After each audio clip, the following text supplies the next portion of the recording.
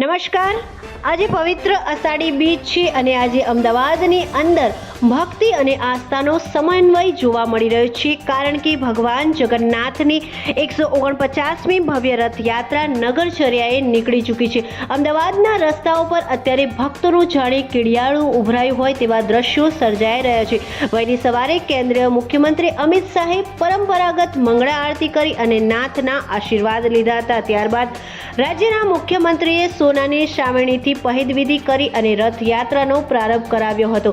રથયાત્રામાં સુરક્ષાને ધ્યાનમાં રાખીને પોલીસ જવાનોની ગાડીઓનો મોટો કાફલો પણ સાથે ચાલી રહ્યો છે।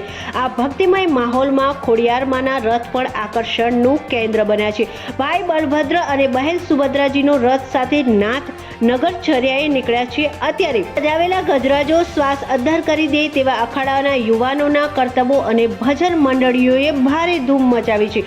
ડ્રોન નજારામાં પણ ભક્તોનું ભવ્ય જનમેદની સાફ દેખાઈ રહી છે અને આખો અમદાવાદ અત્યારે જય રણછોડ માખણ ચોડ જય જગન્નાથના નાદથી ગુંજી રહ્યું છે।